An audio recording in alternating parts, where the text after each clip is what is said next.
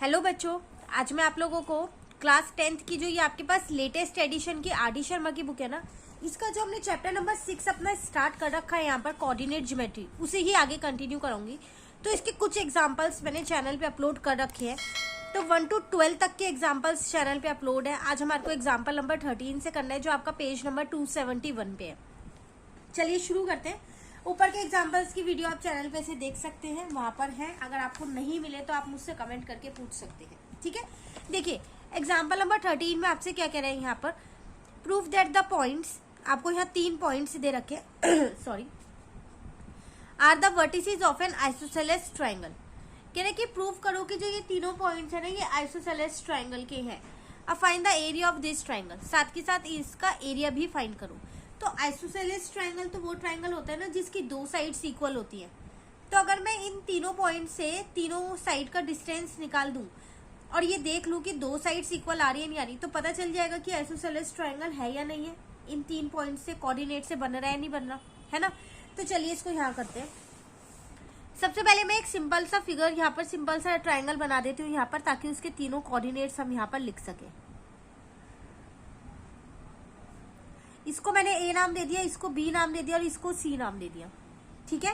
मैंने मान लिया जो मेरे ए के कोऑर्डिनेट्स है वो -3 और 0 है, जो बी के कोऑर्डिनेट्स है वो 1 और -3 है, और जो सी के कोऑर्डिनेट्स है वो 4 और 1 है। क्लियर है। अब पहले मैं ए बी का डिस्टेंस निकालती हूँ, फिर बी सी का, फिर सी ए का। आप किसी का भी पहले निकाल सकते हैं। तो डिस्टेंस फॉर्मूला लगाना पड़ेगा। मैं एक बार यहाँ पर डिस्टेंस फॉर्मूला लिख देती हूँ और उसके बाद तीनों साइड का डिस्टेंस बिना फॉर्मूला लिखे फटाफट से निकाल दूंगी। सिर्फ एक बार मेंशन कर दूं, x2 - x1 का whole square plus y2 - y1 का होल स्क्वायर, ठीक है। चलिए अब हम यहाँ पर बात करते हैं अपने ए बी की। तो ए बी, तो x2 - x1 का होल स्क्वायर, देखो यहाँ माइनस था और यहाँ भी माइनस है, इसलिए ये प्लस बना है, ठीक है। प्लस y2 - y1 का होल स्क्वायर, तो ये आ जाएगा 3 + 1 4, 4 का स्क्वायर, और यहां पर आ जाएगा आपके पास -3 का स्क्वायर। 4 4 जा 16, -3 × -3 कितना हो जाएगा, 9 हो जाएगा। तो ये बन गया 25। इसका मतलब यहाँ पर कितना आ गया आपके पास, 5 यूनिट्स आ गया। मीटर सेंटीमीटर नहीं दिया है तो मैंने यहाँ यूनिट्स लिख दिया है। क्लियर हुआ। चलिए अब बात करते हैं बीसी की। तो बीसी का डिस्टेंस निकालते हैं। अगेन फॉर्मूला सेम रहेगा, x2 - x1। तो बीसी है तो x2 - x1 का होल स्क्वायर हो जाएगा प्लस y2 - y1 का होल स्क्वायर हो जाएगा, ठीक है।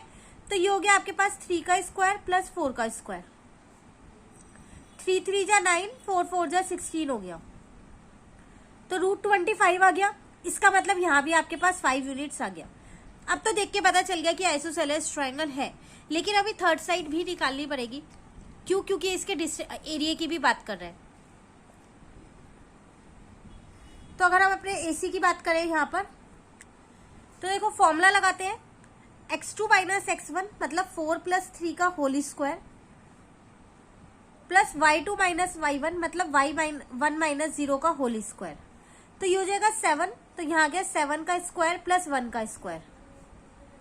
तो ये आ गया 49 प्लस का 1, जिसको मैं कह सकती हूँ √50 आ गया है मेरे पास। क्या मैं √50 को थोड़ा स्प्लिट करके लिख सकती हूँ? बिल्कुल।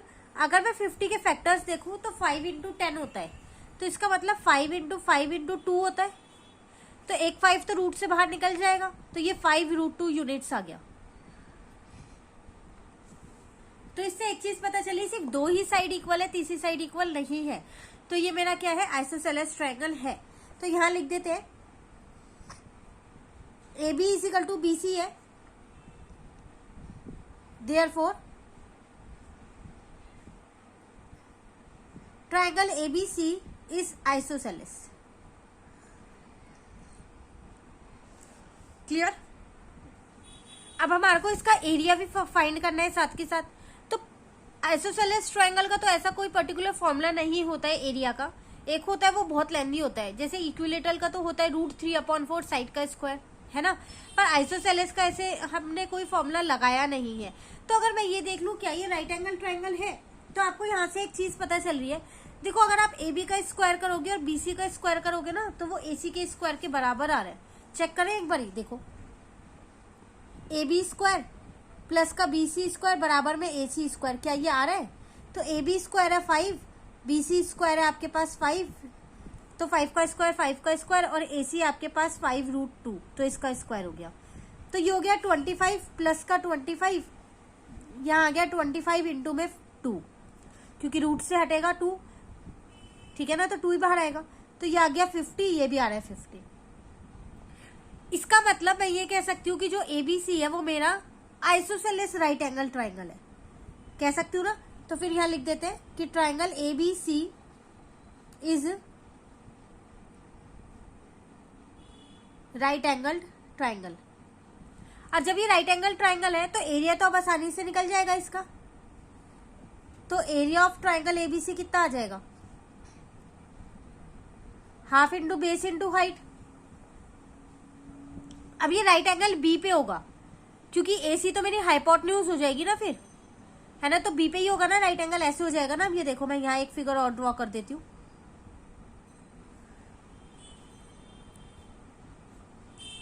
ठीक है ना, तो यहाँ पर बेस इंटू हाइट चाहिए, तो अगर मैं बेस अपना ए बी लूंगी तो हाइट अपनी बी सी लूंगी, यही होगा।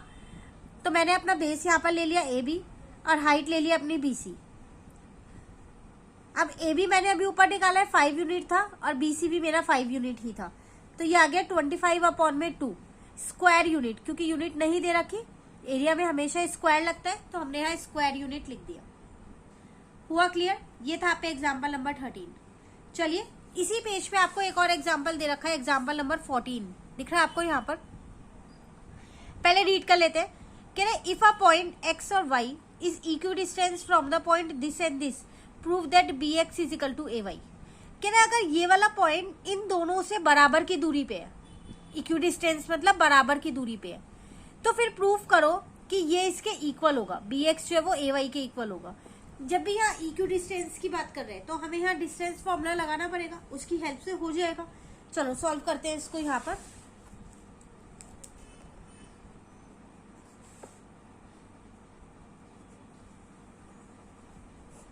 सबसे पहली बात तो मैंने यहाँ पर एक लाइन ड्रॉ कर ली है ये, ठीक है। मुझे 2 पॉइंट्स दे रखे थे, एक a प्लस बी यहाँ था और b माइनस ए था। यहाँ पर है a माइनस का b और a प्लस का b। यहाँ मैंने वो एक पॉइंट ले लिया जो इक्वी डिस्टेंस पे है, जो मुझे x और y दे रखा है, और इसको नाम दे दिया मैंने p। तो फिर मैं ये कह सकती हूँ कि जो AP है वो PB के बराबर है, इनका डिस्टेंस सेम है। अब डिस्टेंस फॉर्मूला लगाना है, तो एक बार मैंने यहाँ पर पहले डिस्टेंस फॉर्मूला लिख दिया, x2 माइनस x1 का whole square plus y2 minus y1 का होल स्क्वायर। ठीक है यहाँ तक। चलो अब AP is equal to PB है, तो AP में डिस्टेंस फॉर्मूला लगाऊंगी, तो ये आ जाएगा मेरे पास x2 माइनस x1 का whole square plus y2 minus y1 का होल स्क्वायर। ठीक है, ये अंडर रूट ये रहा। अब इसमें लगाओ, तो x2 माइनस x1 का होल स्क्वायर। ठीक है, आप चाहो तो इसको पहले लिख सकते हो और इसको बाद में भी लिख सकते हो। अगर आपको ऐसे कंफ्यूजन हो रही है कि ये कैसे करेंगे, तो वो ज्यादा आसान पड़ेगा, उसको ही लिख देते हैं। उसमें आइडेंटिटी लग जाएगी ना छोटी वाली। ठीक है, x2 माइनस x1 लिख दिया और इस पूरे का होल स्क्वायर प्लस में y2 माइनस y1 का होल स्क्वायर। ये अंडर रूट ऐसी है, अंडर रूट से अंडर रूट आमने सामने कट जाएगा, सिर्फ ये टर्म्स बच जाएंगी। अब तो उसको यहाँ पर लिख लेते हैं। चलो एक बार नेक्स्ट पेज पे मैंने अंडर रूट हटा दिया है दोनों साइड से। ठीक है, तो अब आपके पास यहाँ बचा x माइनस ए प्लस बी का होल स्क्वायर, ये एक ब्रैकेट में बचा, सॉरी इस पे आएगा ना स्क्वायर पूरे पे। ठीक है, plus y minus B minus A और इस पूरे का होल स्क्वायर। ठीक है, इजिकल टू में आप पे बचा x minus a minus b का whole square plus y minus a plus b का होल स्क्वायर। ठीक है, यहां तक क्लियर हो गया। चलो अब हम क्या करते हैं, यहां पर सॉल्व करते हैं। तो देखो इसमें a माइनस बी का होल स्क्वायर की आइडेंटिटी लगा दूं, a स्क्वायर प्लस का b स्क्वायर माइनस का 2ab। ठीक है, फिर इसमें भी यही लगा दूं, a स्क्वायर प्लस का b स्क्वायर माइनस का 2ab is equal to right side पे भी वही लगा दूं, a स्क्वायर प्लस का b स्क्वायर माइनस का 2ab। फिर यहां पर a स्क्वायर प्लस का b स्क्वायर माइनस का 2ab।